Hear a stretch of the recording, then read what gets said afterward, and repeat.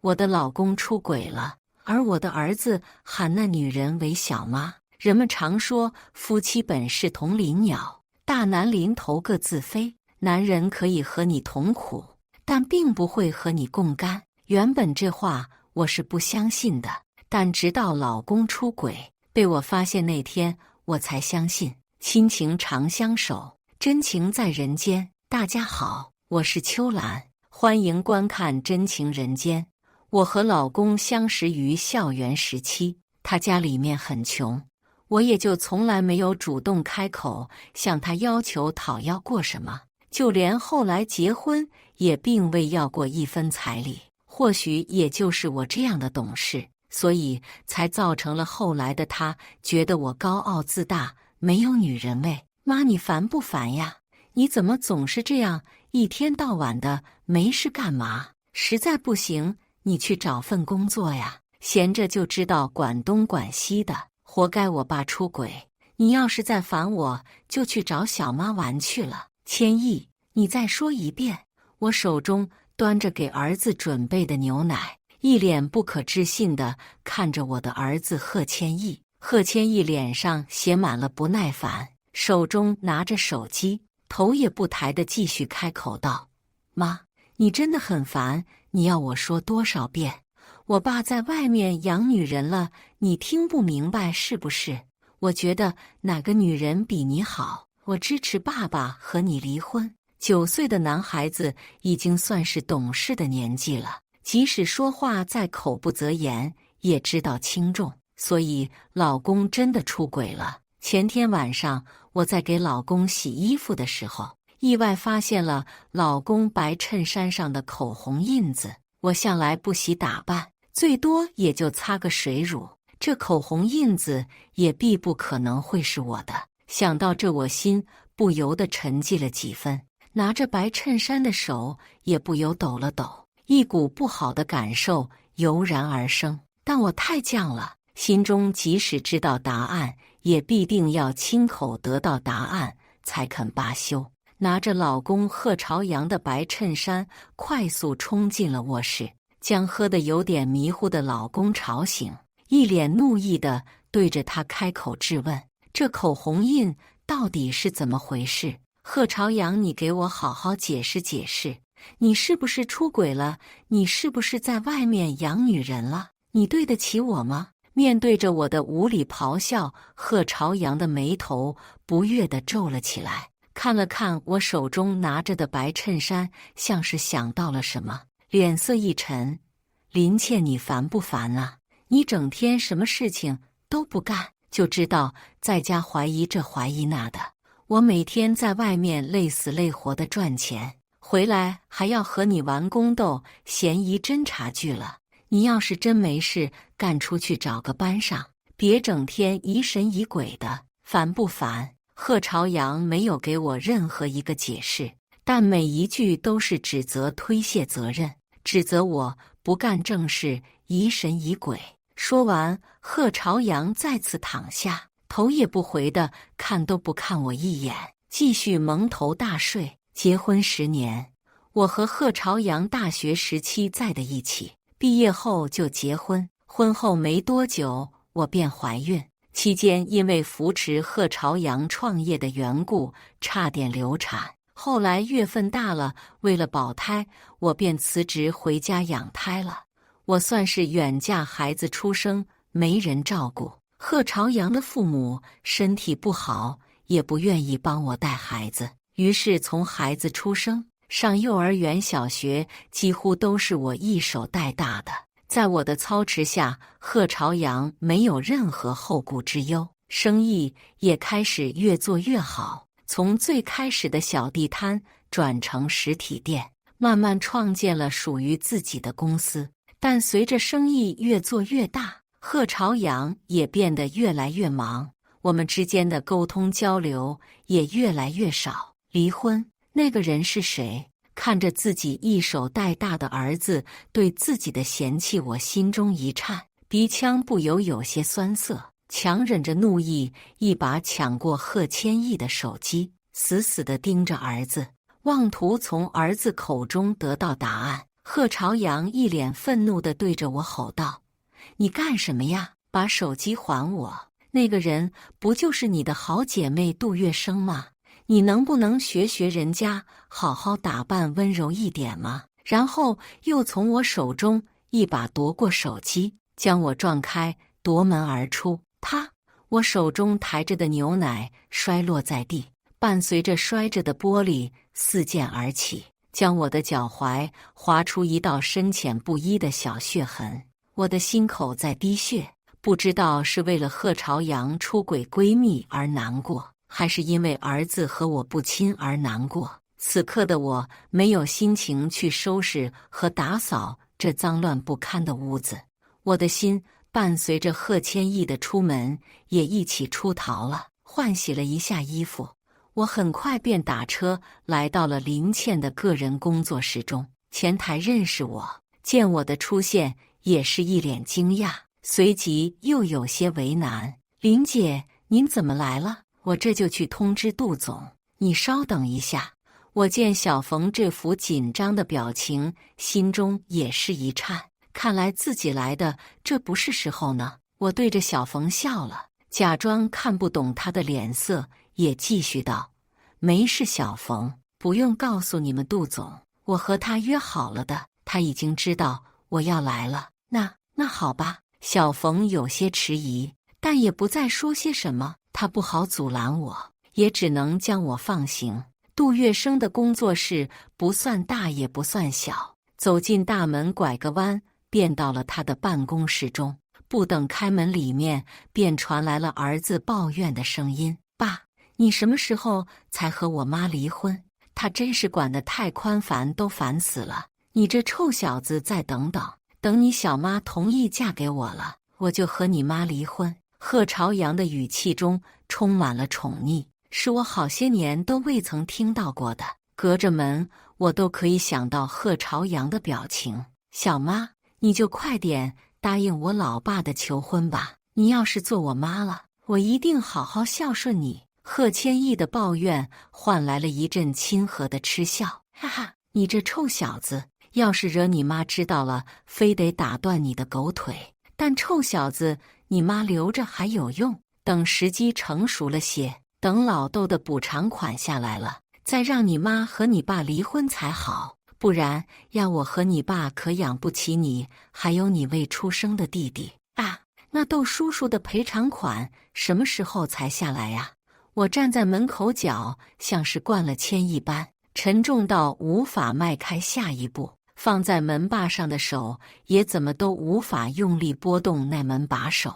里面此刻坐着相谈甚欢的三人，正是和我一起生活了10年的老公，我怀胎10月养育9年的儿子，以及我最亲的闺蜜。一时间，我站在原地，不知道是应该破门而入进去，打破他们这一家3口的和谐，以此来宣泄自己心中的不满，还是应该有自知之明的暗自离开，好给自己留下一点体面。林姐，你什么时候来的？小冯也真是的，都不说一声。愣神间，不知何时办公室的大门被打开了，只见杜月笙一脸茫然警惕地看着我，那张好看的脸上也不由闪过一丝慌乱。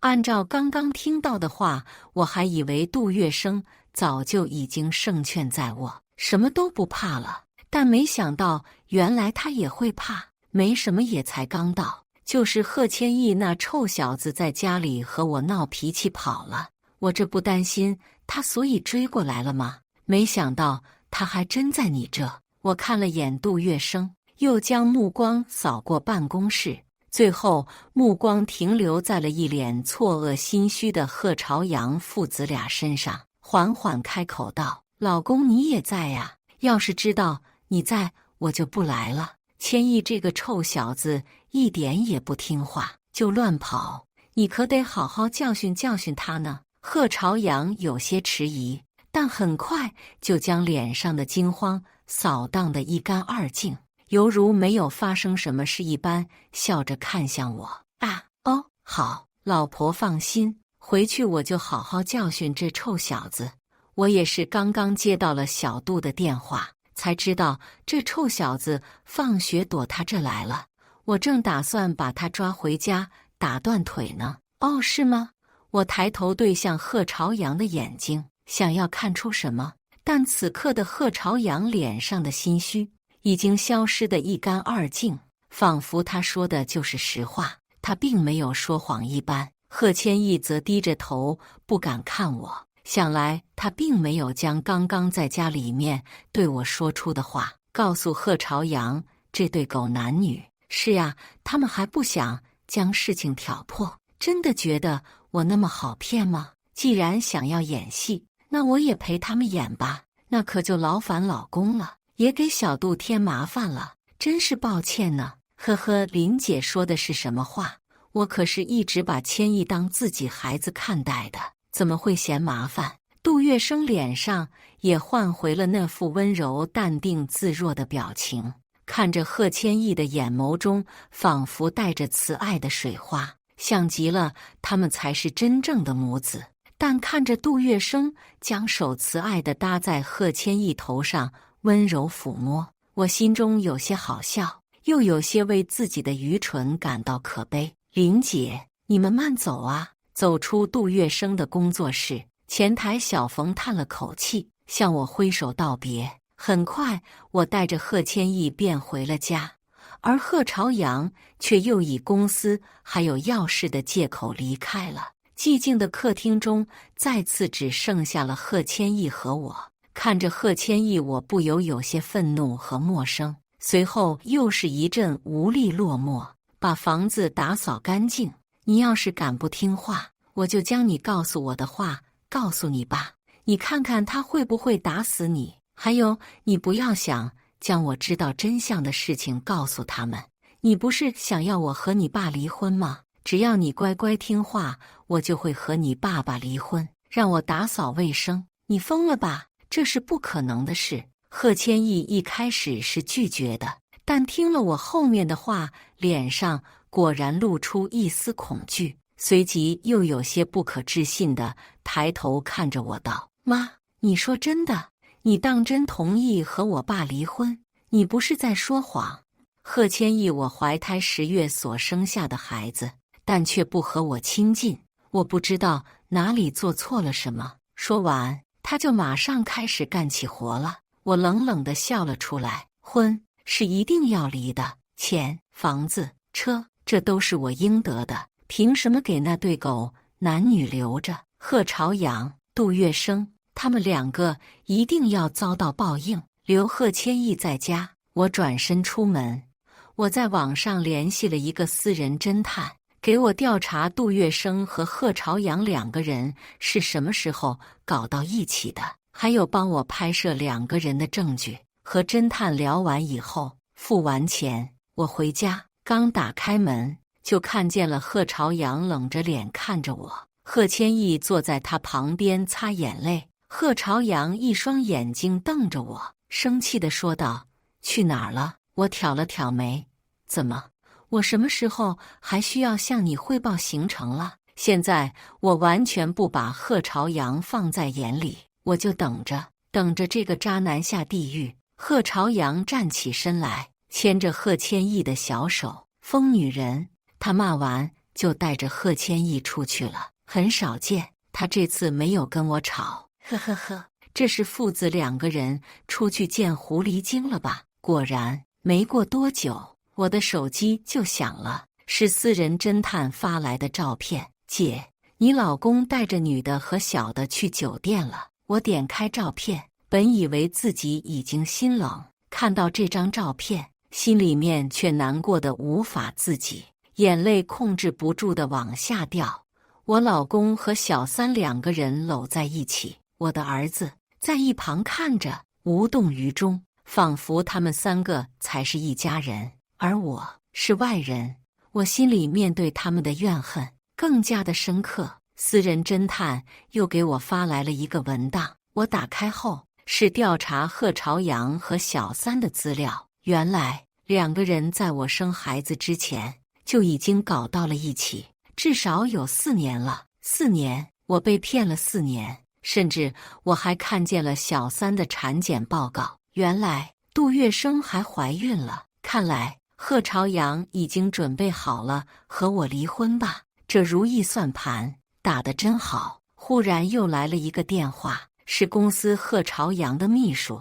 当年这个小姑娘还是我亲自招进去的，觉得她聪明伶俐，才会安排给贺朝阳。姐，我想了很久很久，觉得这件事情还是应该给你说。姐，贺总和你闺蜜在一起了，然后贺总最近流水很多，把公司钱往外面转，公司户上的能用的钱已经不多了。我听完这些话以后，腿软得站不住，靠着墙坐在地上，强迫自己冷静下来。好，我知道了，你把公司最近的账单、流水一起发给我，然后接下来的事情交给我。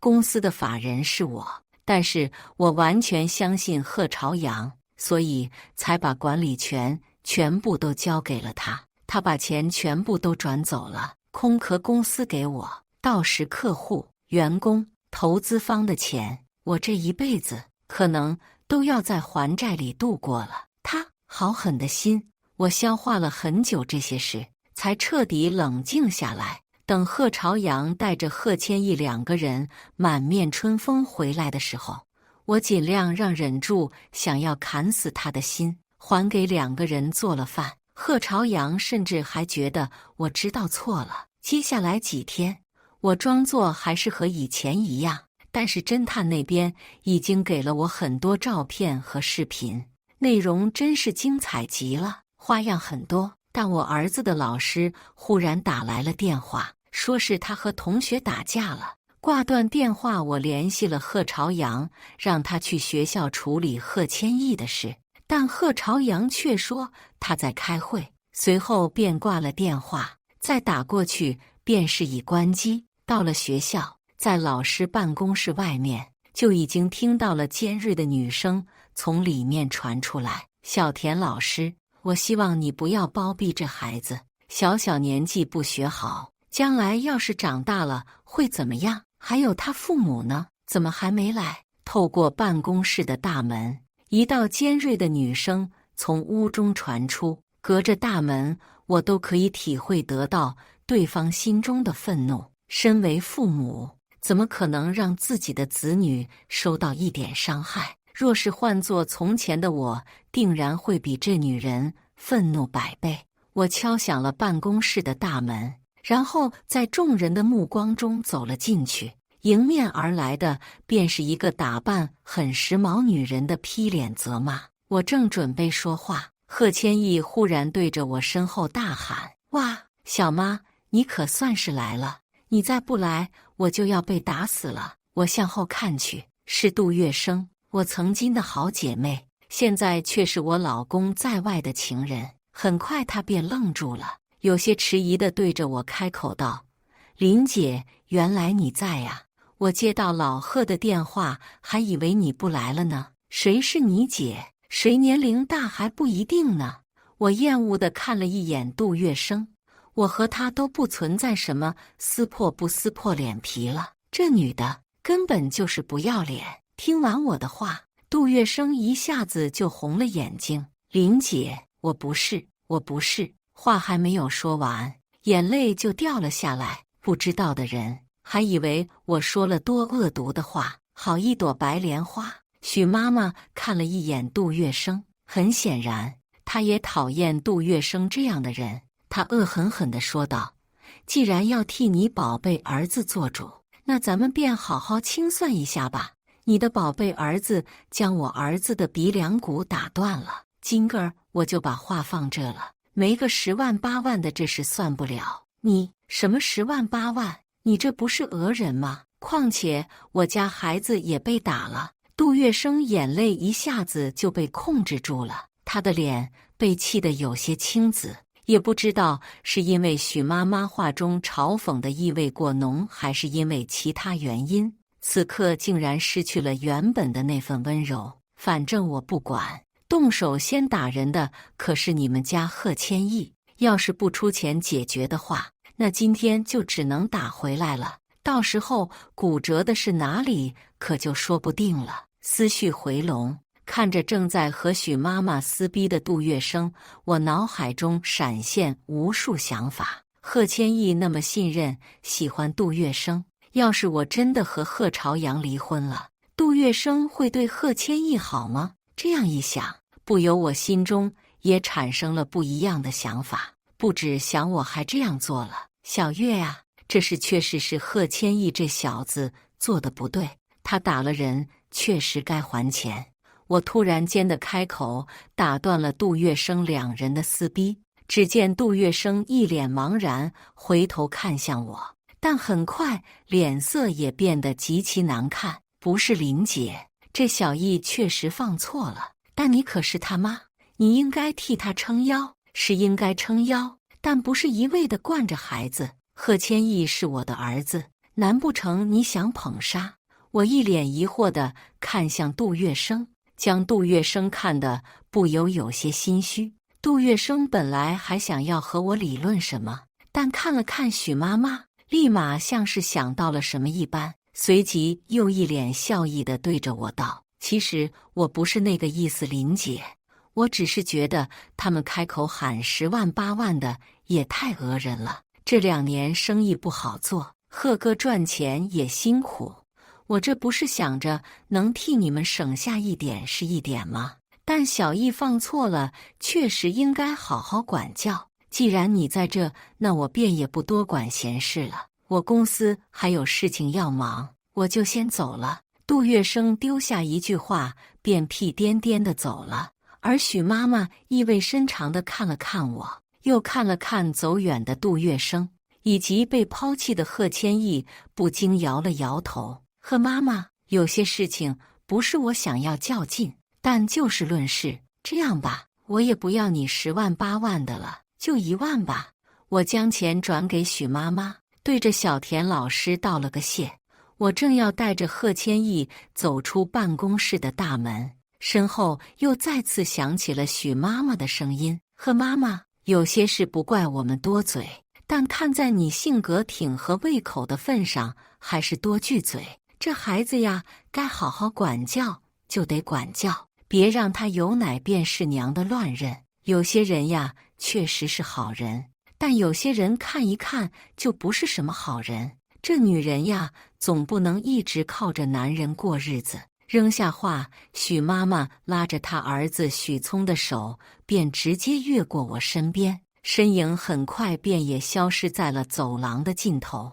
原来自己还真的是傻，就连一个外人一眼都可以看清楚的弄明白的东西，就只有自己被蒙在鼓里那么多年。林倩，我讨厌你，你才不是我妈妈，我没有你这样的妈妈。许妈妈走远，贺千义也一把挣脱了我的手，快速地向着走廊的尽头跑去，很快便被来往的人将身影挡住了视线。回到家中已经是傍晚时分，而不同以往，原本寂静了多日的家中，此刻却坐了几人。加班多日未归家的贺朝阳，以及刚刚被自己气走的贺朝阳，还有脸上还带着鼻涕眼泪的贺千义，还有一向疼爱孙子的婆婆秦淑芬。此刻的4人像是其乐融融的一家4口，坐在客厅中，正在安慰着哭泣的贺千义。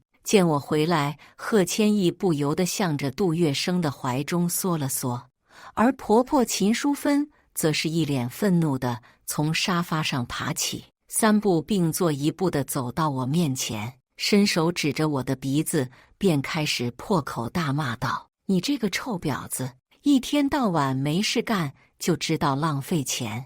现在好了，居然还敢动手殴打我的宝贝孙子！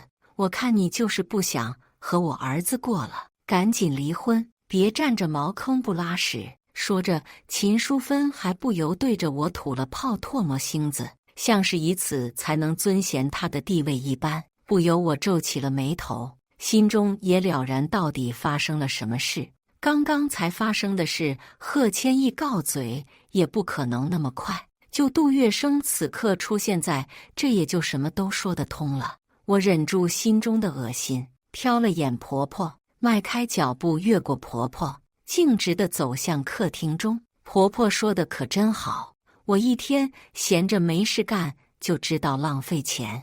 我虐打你宝贝孙子，那你可要听听你宝贝孙子打底干了些什么。说着，我不由将目光投向贺千益，而贺千益见我看着他，瞬间哭得跟大声了，嘴中还不停地说道：“坏妈妈，你就是坏妈妈，我不要你了，爸爸，你快和妈妈离婚，和小妈结婚。”贺千益的话一出，一瞬间整个屋子都安静了。杜月笙脸上带着尴尬的笑容，然后立马便开口对我解释道：“林姐，你听我解释，不是这样的。小益她还小，什么都不懂，说的可都是些玩笑话。”杜月笙嘴上虽然这么说着，但眼底的得意之色可怎么都掩盖不住。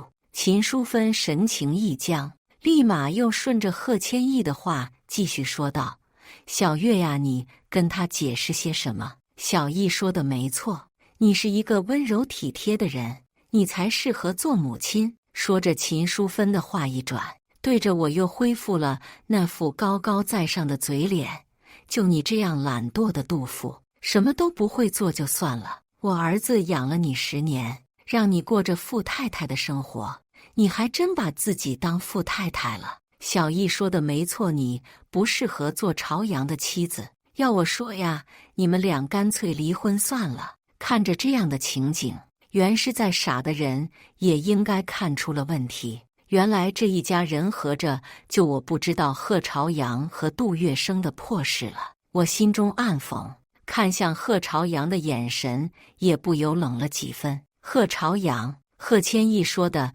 是不是你的心声？见我将话头点破，贺朝阳脸上的那副谦谦君子嘴脸也有些挂不住了，瞪了一眼贺千益，然后一副委屈样子开口说道：“小倩呀，我是真的很爱你，很想和你共度以后，但你也知道这些年来我独自养家很辛苦，再加上这2年生意不好，做公司都快支撑不住了。可你非但不知道节省，嗨，算了，我们还是离婚吧，我真的累了。”贺朝阳看着我的眼睛，一副他才是受害者，他很委屈的样子，让我觉得搞笑。但贺朝阳还真是一个懦夫啊，就连出轨了都不敢承认，都已经到了这个地步了，还装深情装好人，将一切过错都推到我身上。我对着贺朝阳很是失望地摇了摇头，从包中掏出了一份早已经准备好的离婚协议书，放到了茶几上。是吗？那离婚吧，你净身出户。我的上一句话让在场的4人都很开心，但下一句话却像是戳到了几人的逆鳞一样。贺朝阳脸色彻底变得阴沉了起来，甚至连演戏都不演了。净身出户，林倩，你想钱想疯了吧？你知道净身出户是什么意思吗？你还真敢开口啊！秦淑芬的脸色几乎黑到了极致，伸出手对着我就要打来。你这个小贱人，我早就知道你不安好心，现在本性暴露了吧？我呸！老娘今天就告诉你，这婚你和贺朝阳必须离，你1分钱都别想带走。小益也只能跟着我们家姓，你什么都别想有，你从那里来就滚回哪里去。相比起贺朝阳和秦淑芬那撕破脸的态度，杜月笙则依旧还维持着他的演技。林姐呀，你这吃相也太难看了一点，你一个女人家要那么多钱干什么？难不成？怪不得你和那男人走得那么近。说着，杜月笙就一副震惊原来如此的样子，打量起了我。贺朝阳也像是想到了什么，立马脸色阴沉了起来。林倩，你还出轨了是不是？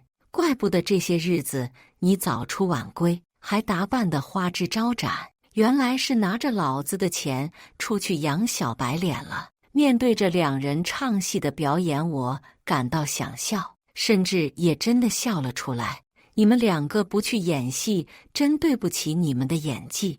奥斯卡还真是欠你们2个一个小金人奖呢。我收起了离婚协议，他们的嘴脸我早已看穿。我脸上带着淡淡的笑容。那好，我话音刚说完，外面传来了敲门声。我起身去打开门，4个民警一脸正气地走了进来。接到举报，贺朝阳私自卷走公司财产，参与诈骗，还有传销。杜月笙是从犯，你们跟我们走一趟吧。贺朝阳和杜月笙人瞬间眨眼，扑到警察面前，想要解释，甚至想要逃跑，被警察给控制住了，就带走了。贺朝阳和杜月笙被带走了以后，贺千义被吓得不敢说话。秦淑芬破口大骂：“你这个小贱人，是不是你举报我儿子的？真是喂不熟的白眼狼！快去把我儿子给我弄出来！还有杜月笙，你连人一个脚趾头都不如！”我略带玩味地看着秦淑芬，从随身带着的包里面拿出来了一堆照片，扔在桌子上，甚至还拿备用机给秦淑芬看杜月笙和贺朝阳2个人在酒店亲密的视频。秦淑芬一张一张地看着，甚至看到视频后，整个人气焰瞬间就消了。林倩，你想要干什么？别闹！探监的时候，好好劝劝你儿子，让他识抬举，离婚，净身出户。我转身离开。不过1个月，贺朝阳和杜月笙2个人的判决结果就下来了。贺朝阳因为挪用公司财产、参与传销、诈骗，被判决20年有期徒刑。转出去的钱还没来得及花。杜月笙是从犯，从头到尾这些都是知情的，而且还帮着贺朝阳一起坏事做尽。我也上诉离婚，贺朝阳净身出户，我把房子卖了。贺千义也被我交给了少林寺，还好年纪不大，一切都来得及。未来美好的日子也在向我招手。感谢大家的观看，欢迎大家在下方评论区讨论。如果你喜欢这类故事，记得点击订阅《真情人间》，并分享给更多的人，这会对我帮助很大。再次感谢大家的观看。